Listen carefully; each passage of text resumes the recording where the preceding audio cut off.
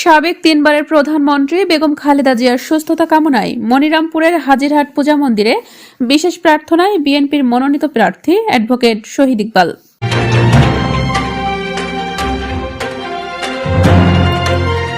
আসসালামু আলাইকুম দর্শক, সকলকে আমন্ত্রণ জানাচ্ছি বিবিআর নিউজ সংবাদে। যশোর জেলা প্রতিনিধি উত্তম চক্রবর্তীর পাঠানো ভিডিও চিত্রে বিস্তারিত দেখুন।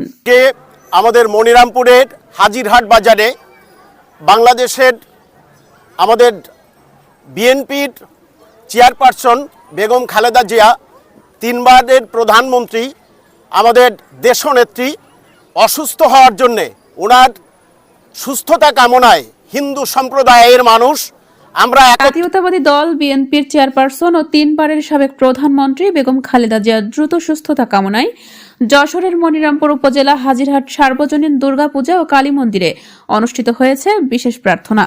শুক্রবার বিকালে হরিদাসকাটি ইউনিয়নের হাজিরহাট পূজা মন্দির প্রাঙ্গণে মনিরামপুর পূজা উদযাপন পরিষদের ভাইস প্রেসিডেন্ট হরিচাঁদ মল্লিকের সভাপতিত্বে প্রধান অতিথি হিসেবে উপস্থিত ছিলেন যশোর ৫ মনিরামপুর আসনের বিএনপির মনোনীত প্রার্থী ও উপজেলা বিএনপি সভাপতি আলহাজ অ্যাডভোকেট শহীদ মোহাম্মদ ইকবাল হোসেন। হাজিরহাট সার্বজনীন পূজা মন্দিরের আয়োজনে গীতা পাঠের মধ্য দিয়ে শুরু হয় এই প্রার্থনা।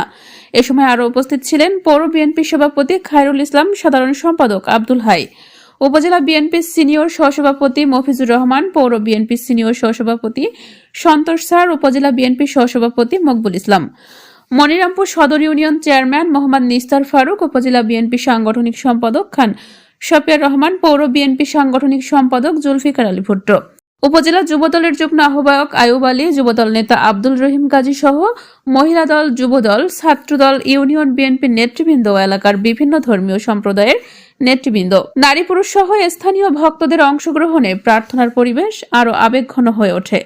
প্রার্থনায় শহীদ ইকবাল হোসেন অংশ নিয়ে বলেন, দেশের দায়িত্বশীল রাজনৈতিক নেত্রী হিসেবে বেগম খালেদা জিয়ার সুস্থতা শুধু তার দলের জন্য নয়, বরং গোটা দেশের গণতান্ত্রিক অগ্রযাত্রার জন্য গুরুত্বপূর্ণ। আমরা তার দীর্ঘায়ু ও দ্রুত আরোগ্য কামনা করছি।